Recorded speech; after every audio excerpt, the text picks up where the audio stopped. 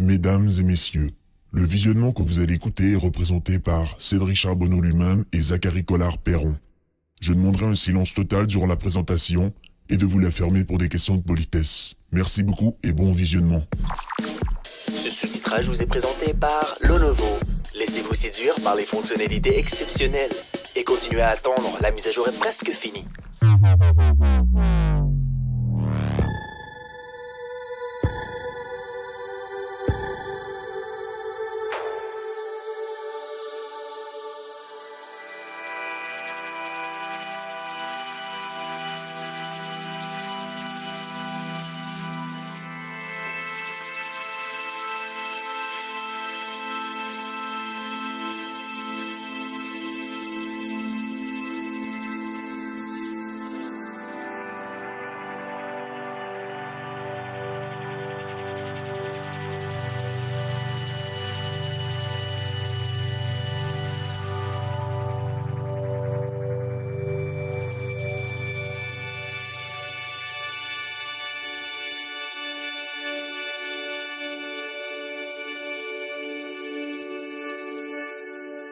Ah oui, vous êtes là. Laissez-moi vous raconter une histoire, un récit, mais pas n'importe lequel. L'histoire d'un jeune homme nommé Holden. Un jeune étudiant de 16 ans avec comme seul objectif la libération de toutes ses émotions dans un monde où la restriction atténue tout rêve et toute vision et toute compréhension.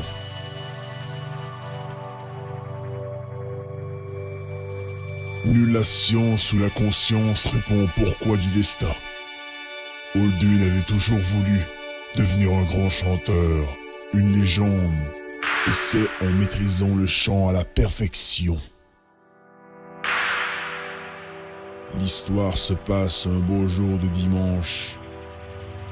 Holden, un jeune garçon de 16 ans, rend visite à son professeur pour la dernière fois.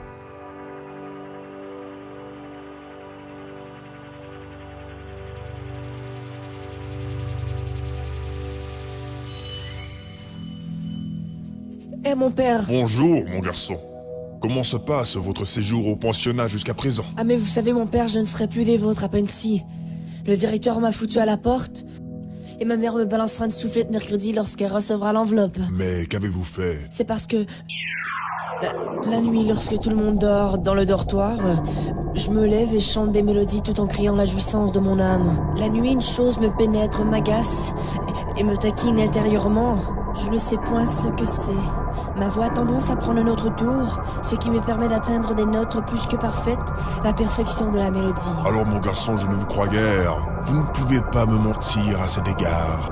Vos explications me semblent disproportionnées et irréalistes aux conventions morales courantes, fiston. Non, mon père, vous n'avez guère la raison à votre raisonnement. Monsieur Spencer, vous devez réaliser à quel point ce sens d'énergie, cette voix, n'a peut-être aucun sens à votre égard, mais seule la nuit peut vous le prouver ainsi. Alors je passerai la nuit ici pour que vous puissiez entendre cette douce mélodie, ce qui vous taquinera les tympans. Mon garçon, je me vois obligé de vous garder pour la nuit pour une telle jouissance de l'âme. Oui, mais si je vous le dis ainsi, c'est parce que c'est la vérité, maître. Alors je confirmerai votre pensée cette nuit. Pour le savoir ainsi, il faut le reconnaître. Et le regarder visuellement et bien sûr y en comprendre la logique. Je ne voudrais point mentir à un homme avec une telle importance. Ceci serait digne d'un péché à votre réputation.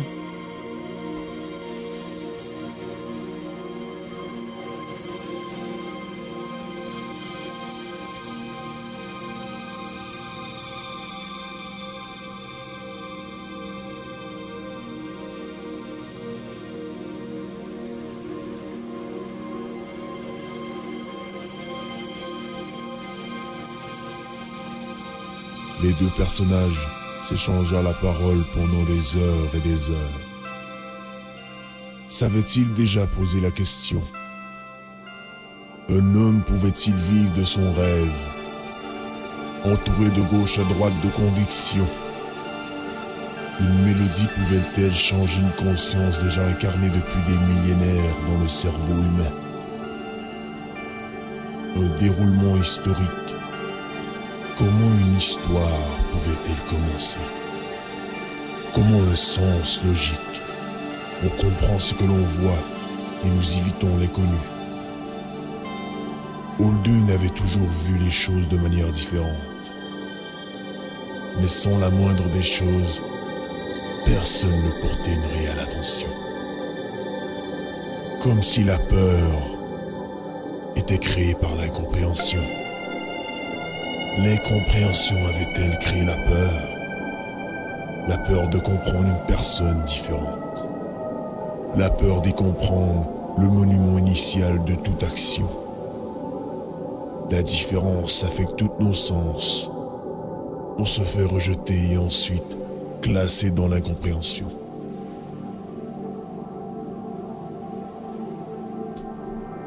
La nuit tomba.